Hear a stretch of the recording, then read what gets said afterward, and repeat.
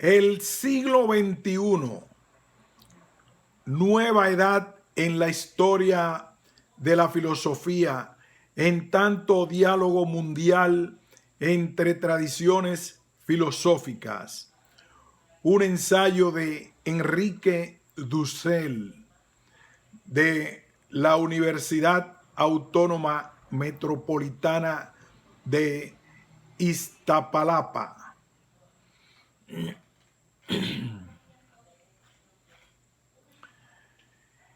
Intentaré pensar un tema que opino ocupará el siglo XXI. La aceptación por parte de cada una de las tradiciones regionales filosóficas del planeta. Europa, estadounidense, China, hindú, árabe, africana, latinoamericana, etc. Del valor y de la historia de las otras tradiciones filosóficas. Sería la primera vez en la historia de la filosofía que las diversas tradiciones filosóficas se dispondrían a un auténtico y simétrico diálogo, gracias al cual aprenderían muchos aspectos desconocidos o más desarrollados en otras tradiciones. Además, sería la clave para la comprensión del contenido de otras culturas presentes en la vida cotidiana de toda la humanidad por los gigantescos medios de comunicación que permiten en el instante recibir noticias de culturas de las que no se tenía conocimiento.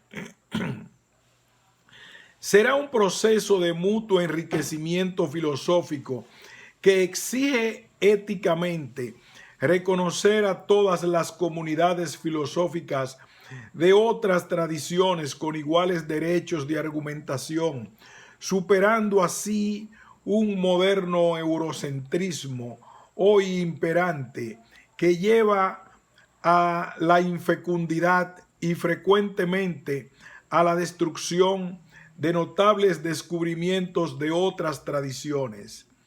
Los núcleos problemáticos universales. Llamaré núcleos problemáticos universales al conjunto de preguntas fundamentales ontológicas que el Homo sapiens debió formularse llegado a su madurez específica. Preguntas cuya existencia queda probada en los relatos míticos de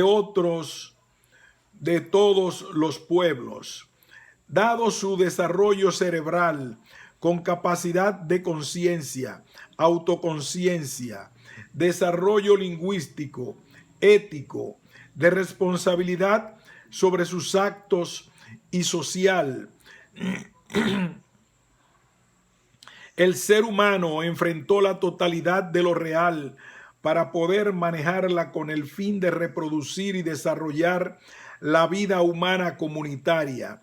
El desconcierto ante las posibles causas de los fenómenos naturales que debía enfrentar y lo imprevisible de sus propios impulsos y comportamientos le llevó a hacer preguntas en torno a algunos núcleos problemáticos, tales como ¿qué son y cómo se comportan las cosas reales en su totalidad, desde los fenómenos astronómicos hasta la simple caída de una piedra o la producción artificial del fuego?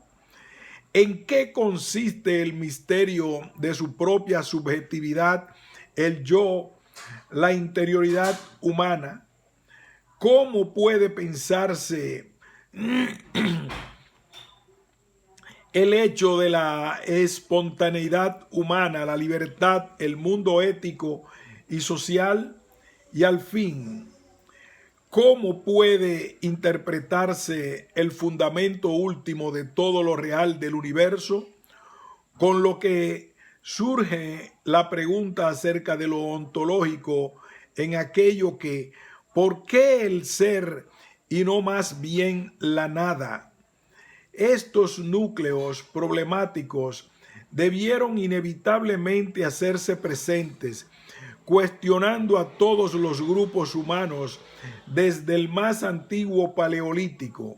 Son núcleos problemáticos, racionales o preguntas, entre muchas otras, de los porqués universales que no pueden faltar en ninguna cultura o tradición.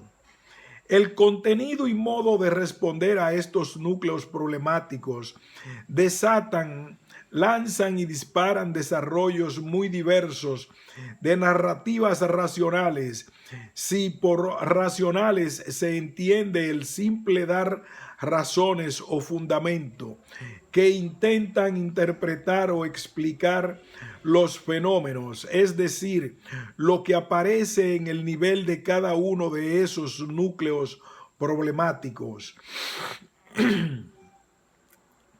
El desarrollo racional de las narraciones míticas.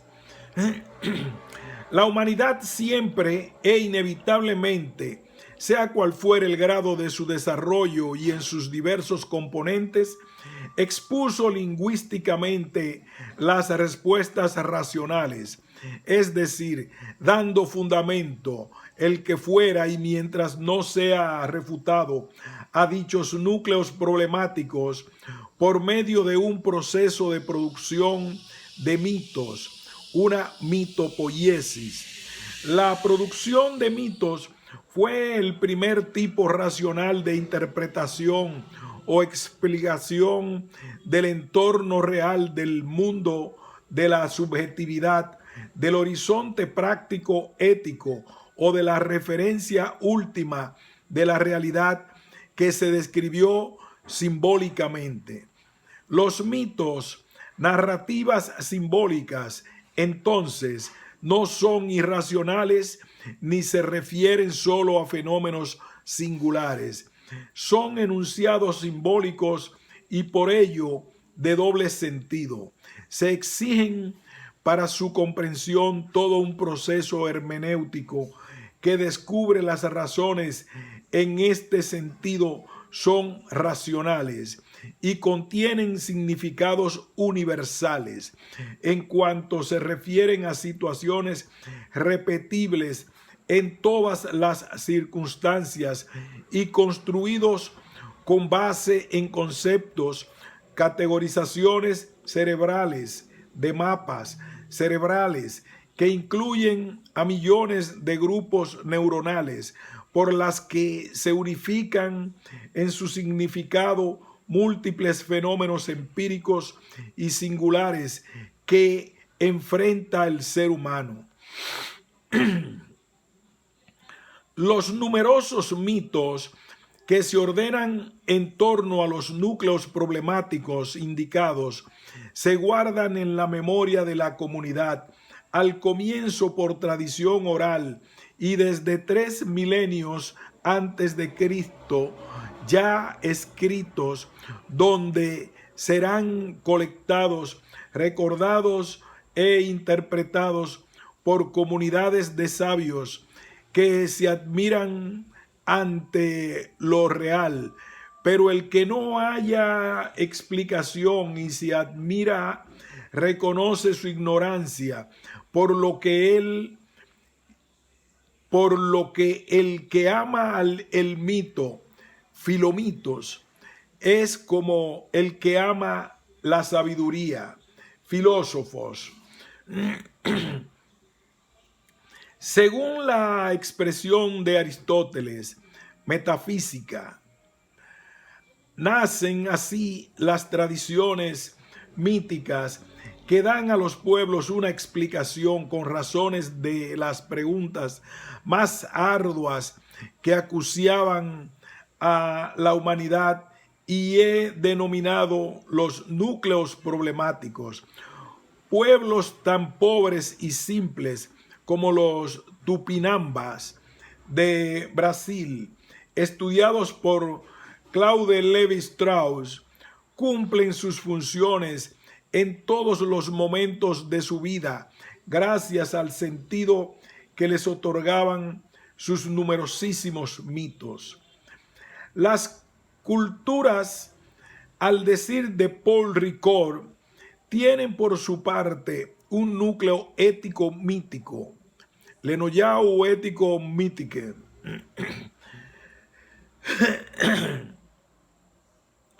Véanse Ricord y Dussel. Es decir, una visión del mundo que interpreta los momentos significativos de la existencia humana y los guía éticamente. Por otra parte, ciertas culturas como la china, la indostánica, la mesopotámica, la egipcia, la azteca, la árabe, la helénica, la romana, la rusa, etcétera, alcanzan, debido a su dominio político, económico y militar, una extensión geopolítica que subsumió a otras. Estas, con cierta universalidad, sobrepusieron sus estructuras míticas a otras subalternas. Fue una dominación cultural que la historia constata en todo su desarrollo. Es evidente que de una manera u otra, quizás exceptuando las amerindias, tuvieron un intercambio entre ellas. No se trata de sustantividades absolutamente independientes. En estos diálogos y choques culturales, ciertos mitos perdurarán en las etapas posteriores, aún en la edad de los discursos categoriales filosóficos y de la ciencia de la misma modernidad al presente. Nunca desaparecerán todos los mitos, porque algunos siguen teniendo sentido, como bien lo anota Ernst Bloch y Franz Heikelamer. El nuevo desarrollo racional de los discursos con categorías filosóficas nos tienen acostumbrados en referencia al pasaje de mitos al logos, dando en este ejemplo a la lengua griega una primacía que enseguida cuestionaré, de ser como un salto que parte de lo irracional y alcanza lo racional, de lo empírico concreto a lo universal, de lo sensible a lo conceptual. Esto es falso. Dicho pasaje se cumple de una narrativa con un cierto grado de racionalidad a otro discurso con un nivel distinto de racionalidad. Es un progreso en la precisión unívoca, en la claridad semántica, en la simplicidad, en la fuerza conclusiva de la fundamentación, pero es una pérdida de los sentidos del símbolo que pueden ser hermenéuticamente redescubiertos en momentos y lugares diversos, característica propia de la narrativa racional mítica. Los mitos prometeico o adámico siguen teniendo todavía significación ética en el presente. Entonces, el discurso racional unívoco o con categorías filosóficas que puede, de una manera, definir su contenido conceptual sin recurrir al símbolo, como el mito, gana en precisión, pero pierde en su gestión de sentido.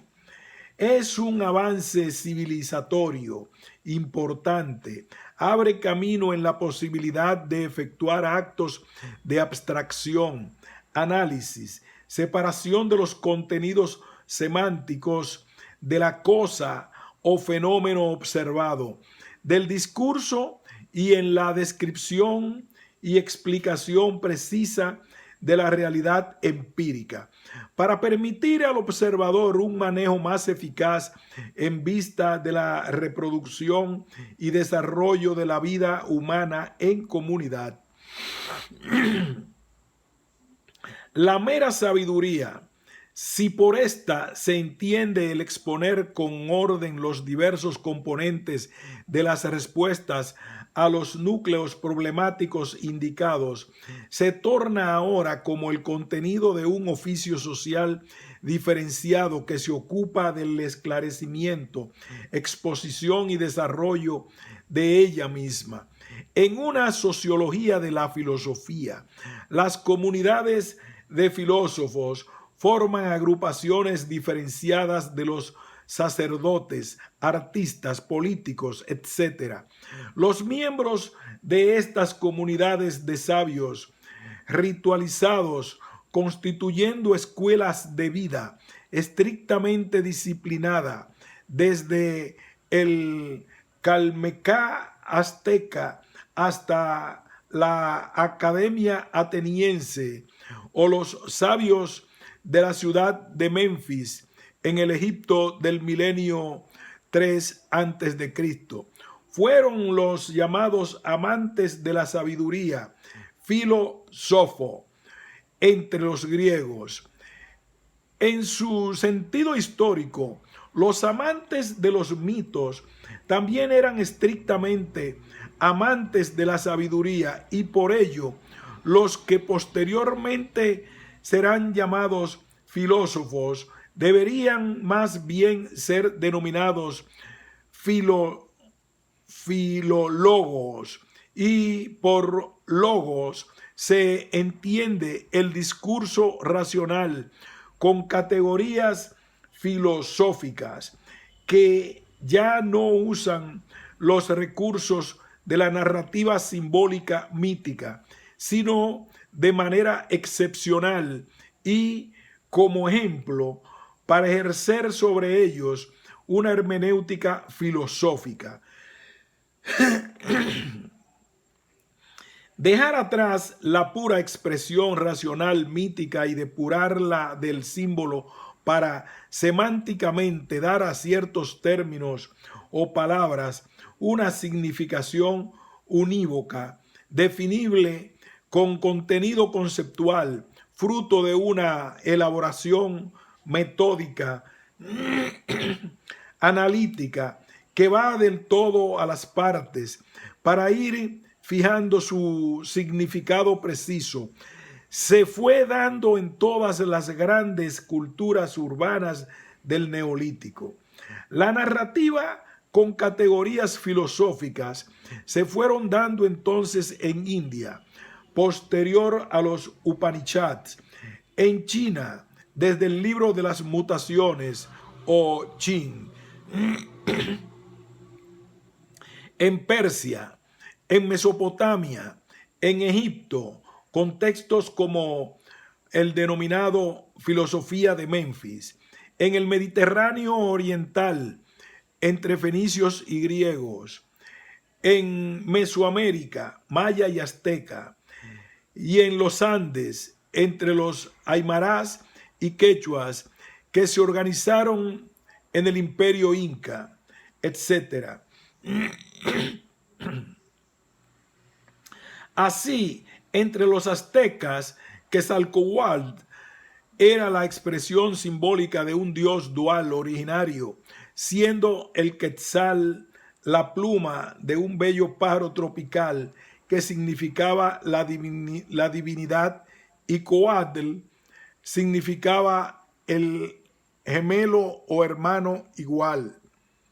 Los dos que los Tiamantinime, los que saben las cosas, que Fray Bernardino Chagún llamó filósofos, véase Dussel, denominaban Ometeotl, de On, dos, Teotl, lo divino. Dejando ya de lado al símbolo, esta última denominación indicaba el origen dual del universo, no ya el origen unitario del todo en el uno de Platón y Plotino. Esto indica el comienzo del pasaje de la racionalidad simbólica a la racionalidad de categorización conceptual filosófica entre los aztecas en la persona histórica de Nezahualcóyotl. Algunos, como Raúl Fornet Betancourt en América Latina, reconocen sin demasiada descripción de lo que sea la filosofía, el que se practicó en Amerindia antes de la invasión europea de 1492 o en África. El ataque a una etnofilosofía lanzada por el africano Pauline Houtenji contra la obra de Placide Tempel, la filosofía bantú, muy semejante a la obra de León, apunta justamente a la necesidad de definir mejor qué es la filosofía para distinguirla del mito. Cuando se leen detenidamente los primeros enunciados del Tao Te Ching o Tao De Jing del legendario Lao Tse, el Tao que puede nombrarse no es el que fue siempre, antes del tiempo, fue el Tao inefable, el que no tiene nombre. Nos encontramos ante un texto que usa categorías filosóficas que se alejan del relato meramente mítico. De la filosofía de Confucio, nadie puede ignorar su densidad argumentativa y racional. El desarrollo filosófico continuamente argumentado de un Mo Tzu que criticó las implicaciones sociales y éticas del pensamiento de Confucio, afirmando un universalismo de graves implicaciones políticas, escéptico de los ritos y con una organización o escuela excelentemente organizada, no puede dejar de ser considerado como uno de los pilares de la filosofía china que antecedió a la gran síntesis confuciana de Mengzi.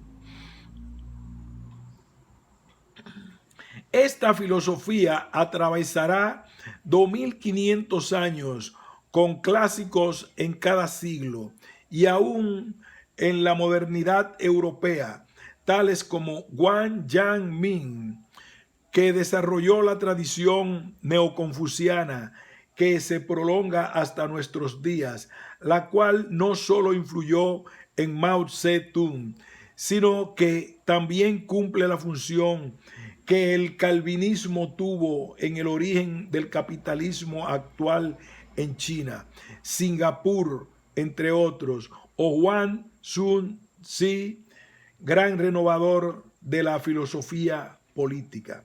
De la misma manera, las filosofías indostánicas se organizan en torno a los núcleos problemáticos filosóficamente expresados.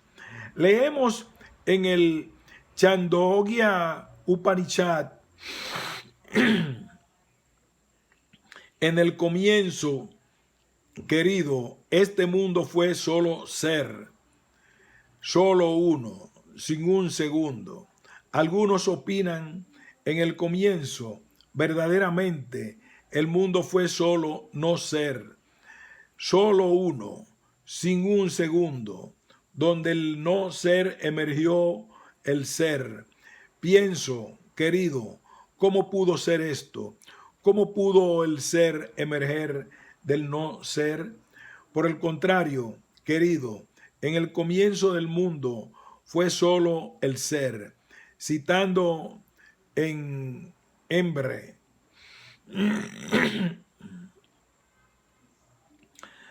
¿no es esto filosofía?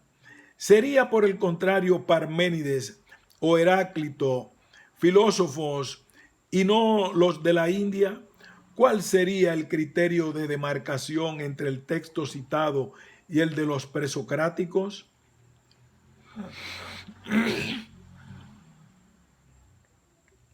En el hinduismo, por su parte, el concepto Brahman se refiere a la totalidad del universo, como la Pacha del Quechua, entre los incas del Perú, el Atman a la subjetividad, el karma a la acción humana, el moksha a la relación del Atman con el Brahman.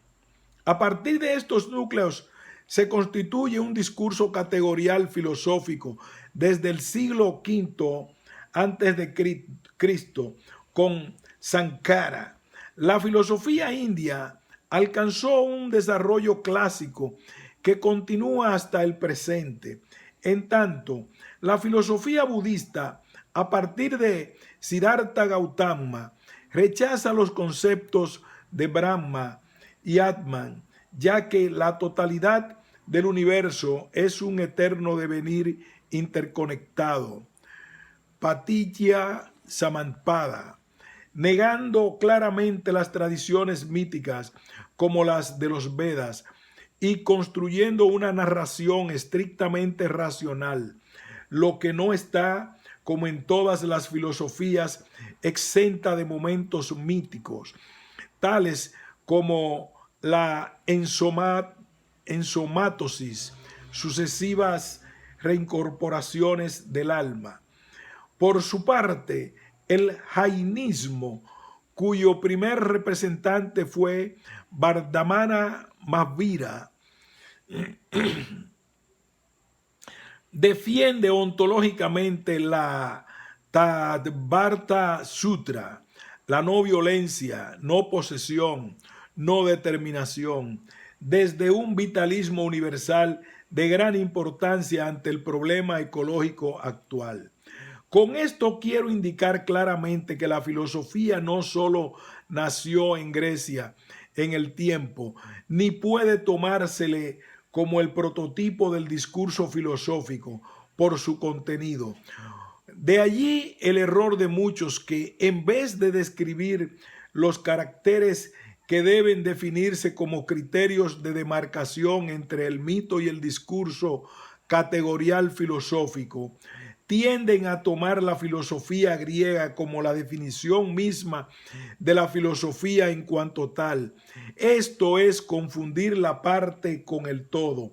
Un caso particular no incluye la definición universal, lo que no impide que se indique que la filosofía griega fue un ejemplo en su tipo entre las filosofías producidas por la humanidad y que le tocó históricamente continuarse en las filosofías del Imperio Romano, que por su parte abrió un horizonte cultural a la llamada Edad Media europeo-latino-germánica, que al final culminará en la tradición de la filosofía europea que fundamentará el fenómeno de la modernidad desde la invasión de América, la instalación del colonialismo y del capitalismo, y que por la revolución industrial desde finales del siglo XVIII, hace solo 2 siglos, llegará a convertirse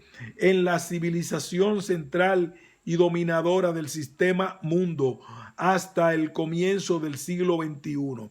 Esto produce un fenómeno de ocultamiento y distorsión en la interpretación de la historia que denomino heleno y eurocentrismo, lo cual impedirá tener una visión mundial de lo que realmente ha acontecido en la historia de la filosofía. De no aclararse estas cuestiones por medio de un diálogo actual entre tradiciones filosóficas no occidentales con la filosofía europeo-estadounidense, el desarrollo de la filosofía entrará en un callejón sin salida. Lo digo en especial como latinoamericano.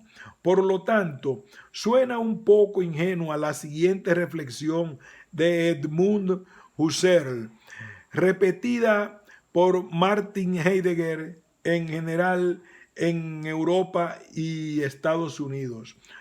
Por ello, la filosofía es la ratio en constante movimiento de autoesclarecimiento, comenzando con la primera ruptura filosófica de la humanidad.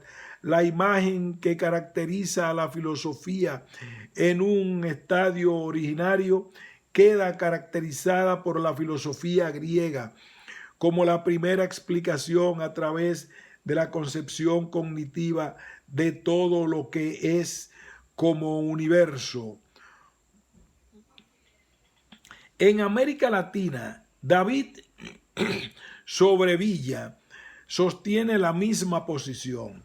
Pensamos que existe un cierto consenso sobre que el hombre y la actividad filosófica surgieron en Grecia y no en el Oriente. En este sentido, Hegel y Heidegger parecen tener razón contra un pensador como Jasper, quien postula la existencia de tres grandes tradiciones filosóficas, la de China, la India y la de Grecia. Las filosofías de Oriente serían filosofía en sentido amplio, la de Grecia en sentido estricto. Se confunde el origen de la filosofía europea, que puede en parte originarse en Grecia, con el origen de la filosofía mundial, que tiene diversos orígenes, tantas como tradiciones fundamentales existen. Además, se piensa que el proceso fue linealmente siguiendo la secuencia filosofía griega, medieval latina y moderna europea. Pero el periplo histórico real fue muy diferente. La filosofía griega fue cultivada después por el Imperio Bizantino principalmente. La filosofía árabe fue heredada de la filosofía bizantina, en especial en su tradición aristotélica. Esto exigió la creación de una lengua filosófica árabe en sentido estricto. El aristotelismo latino en París, por ejemplo, tiene su origen en los textos griegos y los comentaristas árabes traducidos en Toledo por especialistas árabes, textos utilizados los griegos y creados los comentarios por la filosofía occidental árabe del Califato de Córdoba en España, que continuaba la tradición oriental procedente de El Cairo, Bagdad o Samarcanda, y que entregó el legado griego profundamente reconstruido desde una tradición semita como la árabe a los europeos latinogermánicos. Ibn Rushd Averroes es el que origina del renacimiento filosófico europeo del siglo XIII. Hay entonces filosofías en las grandes culturas de la humanidad con diferentes estilos y desarrollos, pero todas producen en algunas de manera muy inicial, en otras con alta precisión, una estructura categorial conceptual que debe llamarse filosofía. El discurso filosófico no destruye el mito, aunque sí niega a aquellos que pierden capacidad de resistir el argumento empírico de dicho discurso. Por ejemplo, los mitos de Tlacaelel entre los aztecas, que justificaban los sacrificios humanos para los que había buenas razones, se derrumbaron completamente una vez que se demostró su imposibilidad y además su inoperancia. Por otra parte, hay elementos míticos que contaminan también a los discursos de los grandes filósofos. Por ejemplo, Immanuel Kant argumenta en la dialéctica trascendental que su crítica de la razón práctica en favor de la inmortalidad del alma para solucionar la cuestión del bien supremo, ya que recibiría después de la muerte la felicidad merecida en esta vida terrenal. Pero tal alma, y mucho más su inmortalidad, muestra la permanencia de elementos míticos indostánicos del pensamiento griego que contaminó todo el mundo romano, medieval cristiano y moderno europeo. Las pretendidas demostraciones filosóficas son en estos casos tautológicas y no demostrativas, racionalmente a partir de datos empíricos. Habría así presencia no advertida e indebida de elementos míticos en las mejores filosofías. También se les puede llamar ideologías no intencionales. Por el contrario, el mito adámico de la tradición semita hebrea, que muestra a la libertad humana como el origen del mal y no a alguna divinidad como en el mito mesopotámico de Gilgamesh, es una narrativa mítica que puede interpretarse nuevamente con sentido en el presente y que resiste la racionalidad de la edad del logos. Lo mismo la narrativa épica de los esclavos que se liberan de Egipto, liderados por Moisés, recuperada por Bloch en su obra citada. Hegemonía con pretensión de universalidad de la filosofía moderna europea. Desde 1492, Europa conquista el Atlántico, centro geopolítico que reemplaza al Mediterráneo, al Mar Árabe, el Océano Índico y al Mar de la China, el Pacífico, organizando un mundo colonial desde el siglo XV al XVIII, casi exclusivamente americano, y desarrollándose una civilización capitalista que permite a la filosofía latino medieval desarrollarse como la filosofía moderna europea. Pienso que dicho origen se sitúa mucho antes de Le Discours del método de Descartes en Ámsterdam en 1637, la que siendo una filosofía regional singular podrá ostentar la pretensión de ser la filosofía sin más. Esa dominación podríamos decir hegemónica, porque contó con el consenso de las comunidades filosóficas periféricas o coloniales dominadas, permite a la filosofía moderna europea un desarrollo único y realmente innovador como ninguna otra en el mundo en esa etapa. La explicación de este desarrollo y de su pretensión de universalidad es lo que quiero analizar. La expansión colonial moderna por la apertura del Atlántico de Portugal en África y después en el Océano Índico, que superó entonces el muro del Imperio Otomano, y de España hacia el Caribe y América, sitió al mundo islámico y paralizó su desarrollo civilizatorio y filosófico, por lo tanto, desde finales del siglo XV. La clásica filosofía árabe no pudo sobreponerse a la crisis del califato de Bagdad y decayó definitivamente. La presencia del imperio mogol destruyó igualmente la posibilidad de un nuevo desarrollo de las filosofías budistas y Vedanta en el siglo XVI. Por su parte, China, desde finales del siglo XVIII, comenzó a sentir el peso de no haber podido realizar la revolución industrial, como lo hizo Gran Bretaña. E igualmente dejó de producir nueva filosofía hegemónica desde finales del siglo XVIII.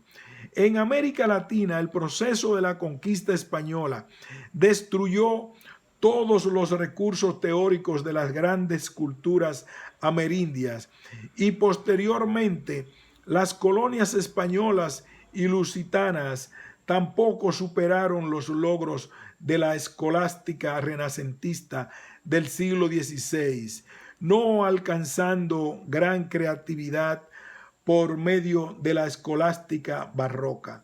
Es decir, la centralidad dominadora del norte de Europa como potencia militar, política y cultural pudo desarrollar su filosofía desde finales de la Edad Media, desde el siglo XV de Nicolás de Cusa y del Renacimiento italiano, debido también a la presencia de los bizantinos expulsados por los otomanos de Constantinopla en 1453, y dio posibilidad al desarrollo de su propia filosofía que, ante la desaparición o crisis de las grandes filosofías regionales, elevó su particularidad filosófica con pretensión de universalidad.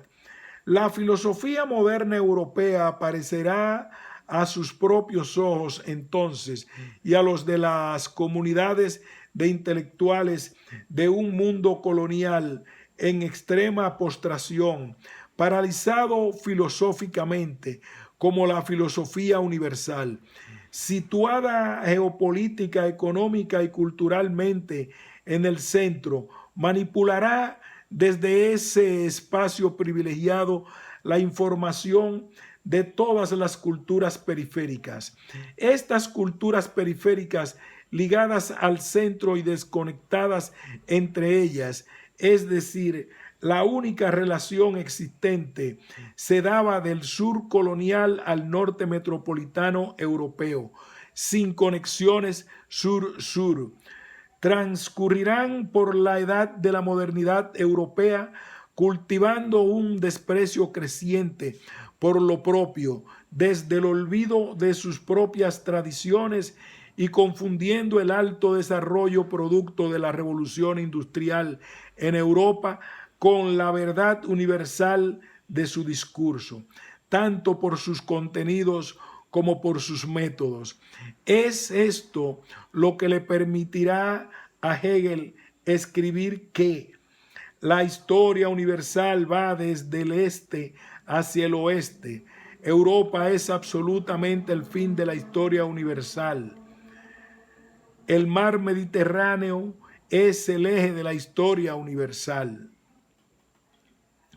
Igualmente, ciertas narrativas míticas europeas se confundirán con el contenido pretendidamente universal de la pura racionalidad de la filosofía europea.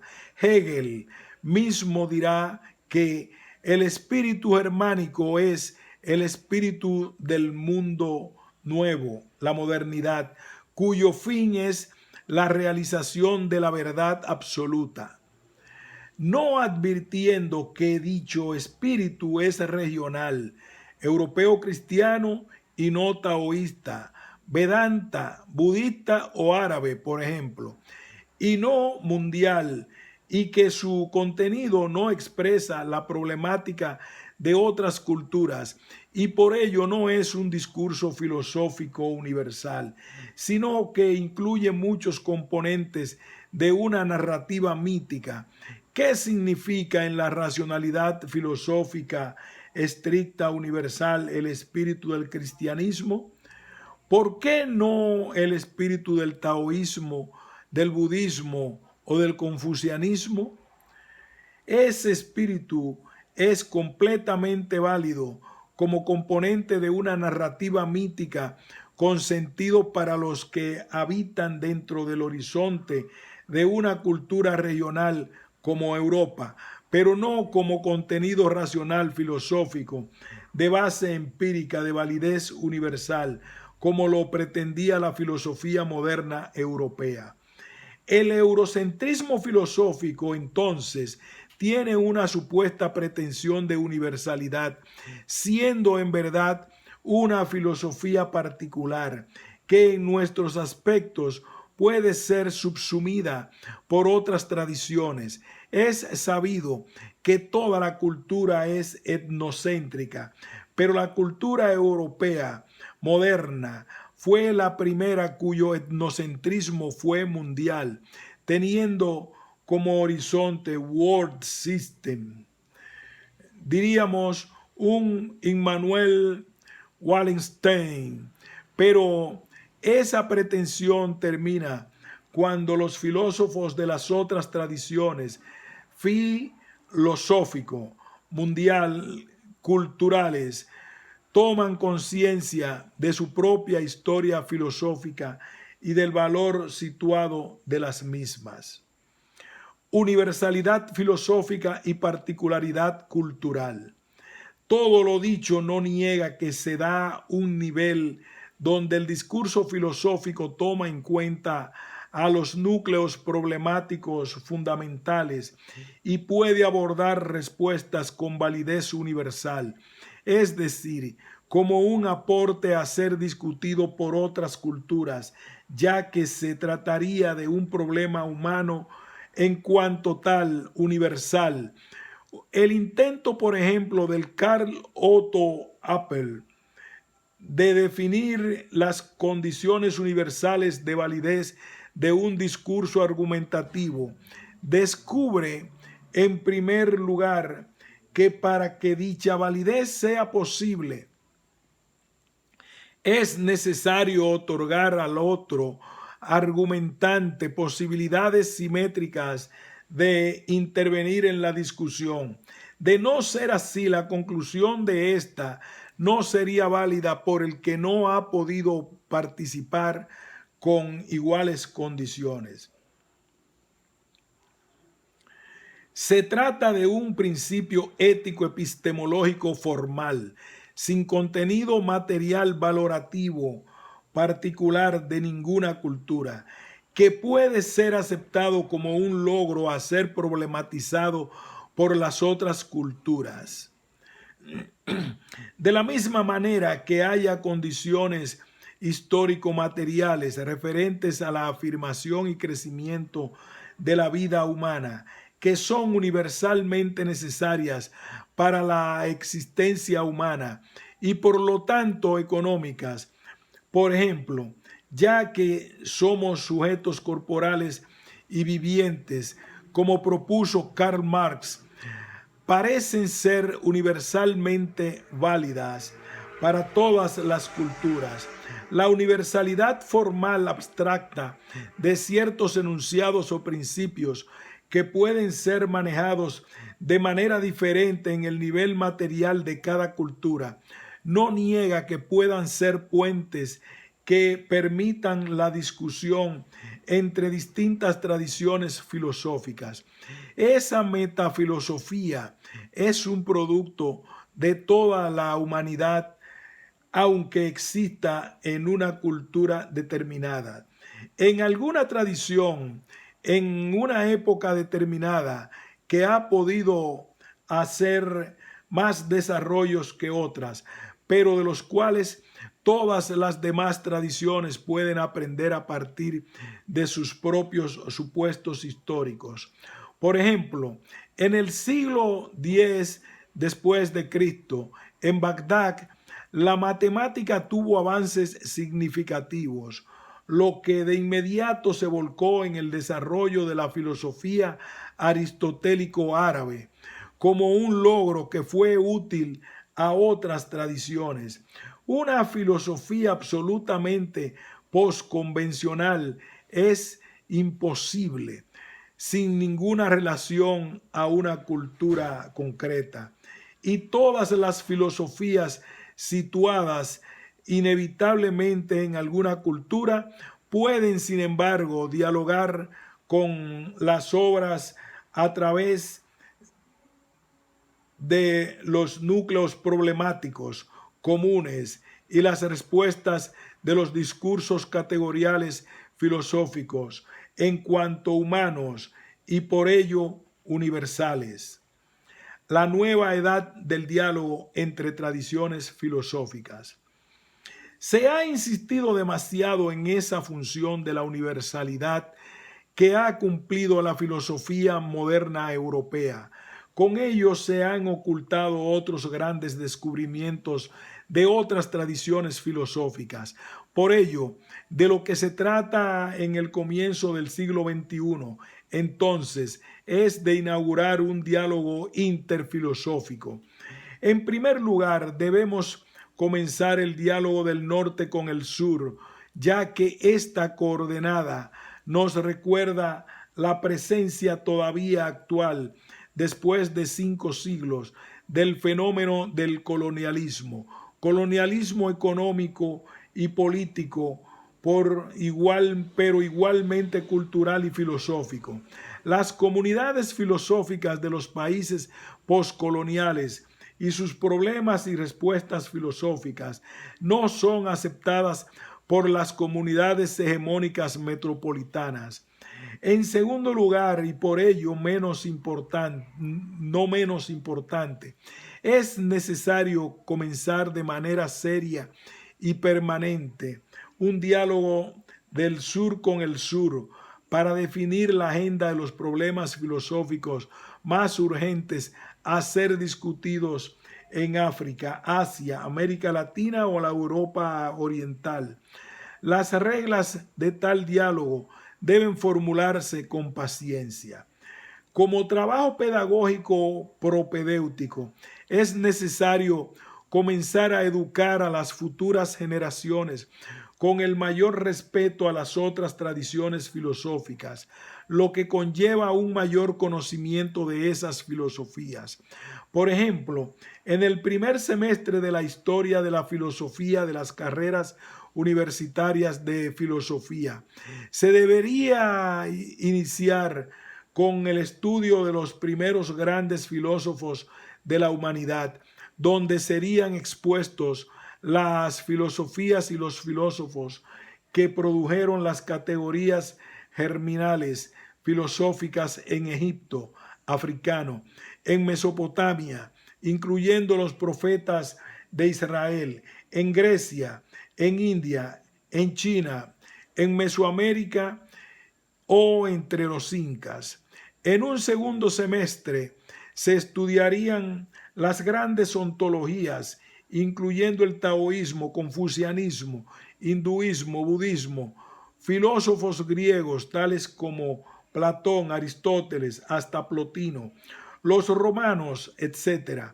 En un tercer semestre debería exponerse el desarrollo posterior filosófico chino, desde el imperio de los Han, las filosofías posteriores budistas, jainistas o Vedanta en la India, las filosofías bizantina, cristiana y árabe, y además de la filosofía latina europea medieval, y así sucesivamente. Una nueva generación pensaría filosóficamente desde un horizonte mundial. Lo mismo debería acontecer en los cursos de ética, política, ontología, antropología y hasta en los de lógica. No se debería igualmente tener nociones de la lógica budista, por ejemplo. Por otra parte, los filósofos deberían preguntarse si en otras tradiciones filosóficas, no solo europeas o estadounidenses, han sido tratadas cuestiones ignoradas por la propia tradición, aunque hayan sido expuestas con con estilos diferentes, con enfoques distintos y donde puedan descubrirse nuevos desarrollos, dadas las condiciones particulares del entorno geopolítico de esas filosofías.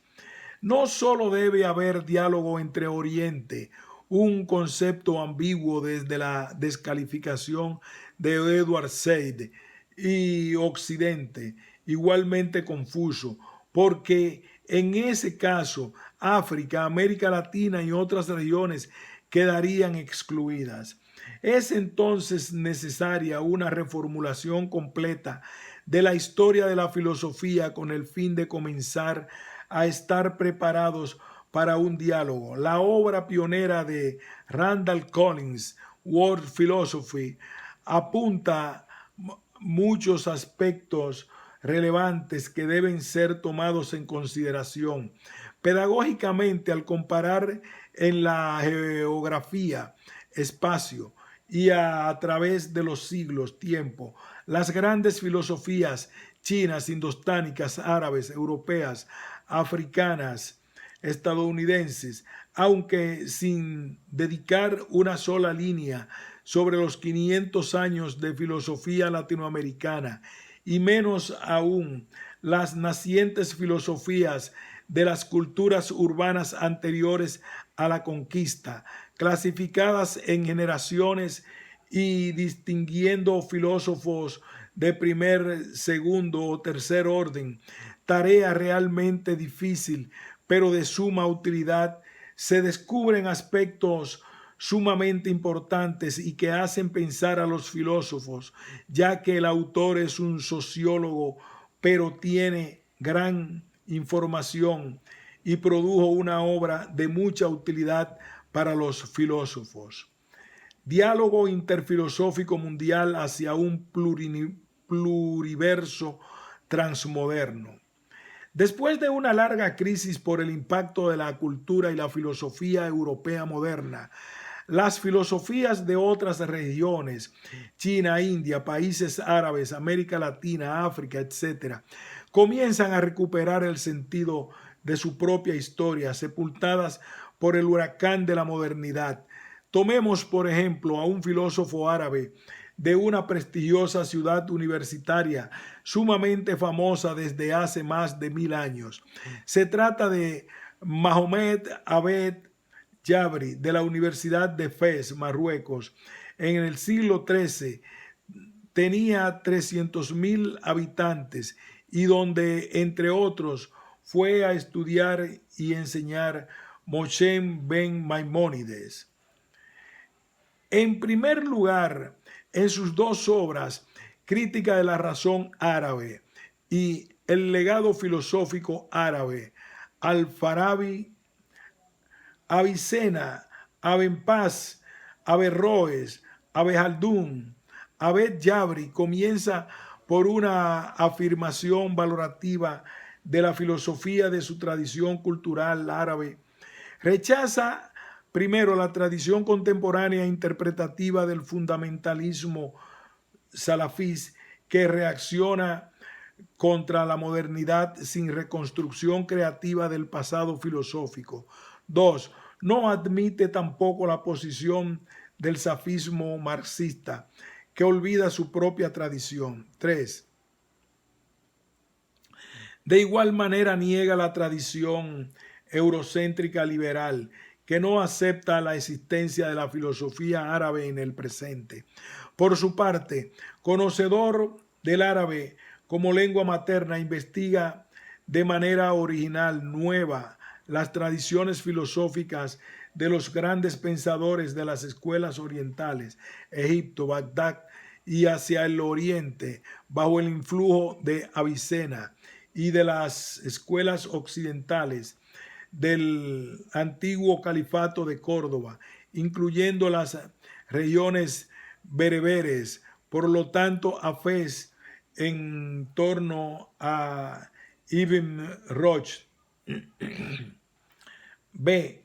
En segundo momento, se efectúa la crítica de la propia tradición filosófica contando con los recursos de la filosofía árabe, pero igualmente inspirándose en algunos logros de la hermenéutica moderna que estudió en París. Esto le permitirá descubrir nuevos elementos históricos de su propia tradición, tales como que la tradición oriental árabe debió oponerse principalmente al pensamiento gnóstico persa. De esta manera, los multasilíes crearon la primera filosofía árabe antipersa, subsumiendo igualmente la filosofía greco-bizantina para justificar al mismo tiempo la legitimidad del Estado califal. Posteriormente, Al-Farabi e Ibn Avicena, asumiendo categorías neoplatónicas, producirán una tradición filosófica mística de iluminación, mientras que la filosofía andaluz, magrebí occidental, inspirada en las ciencias empíricas y el pensamiento estrictamente aristotélico, con la consigna abandonar el argumento de autoridad y volver a las fuentes, como patrocinaba el almohade Ibn Turmer, producirá la gran filosofía árabe con Ibn Rushd, verdadera ilustración filosófica que se impondrá como el origen de la filosofía latinogermánica, fundamento de la filosofía moderna europea. Ibn Rushd define perfectamente el diálogo interfilosófico. Es indudable que debemos servirnos como de ayuda para nuestro estudio racional de las investigaciones realizadas por todos los que nos han precedido, los griegos, los cristianos, siendo esto así y como que realmente los filósofos antiguos estudiaron ya con el mayor esmero las reglas del razonamiento, la lógica y el método. Convendrá que nosotros pongamos manos a la obra de estudiar los libros de dichos filósofos antiguos, para que si todo lo que en ellos dicen lo encontramos razonable, lo aceptemos, y si algo hubiere irrazonable, nos sirva de precaución y advertencia. C. En un tercer momento, el surgimiento a partir de la propia tradición, alimentada por el diálogo con otras culturas, no debe dejarse deslumbrar por el aparente esplendor de una filosofía moderna europea que ha planteado sus problemas, pero no los problemas propios del mundo árabe. ¿Cómo puede la filosofía árabe asimilar la experiencia del liberalismo antes o sin que el mundo árabe pase por la etapa del liberalismo?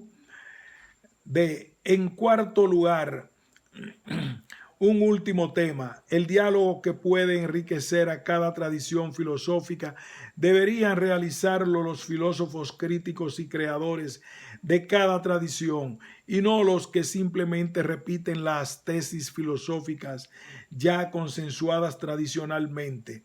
Y para ser críticos, los filósofos deben asumir la problemática ético-política que pueda explicar la pobreza, la dominación y la exclusión de buena parte de la población de sus respectivos países, en especial en el sur, en África, buena parte de Asia y América Latina.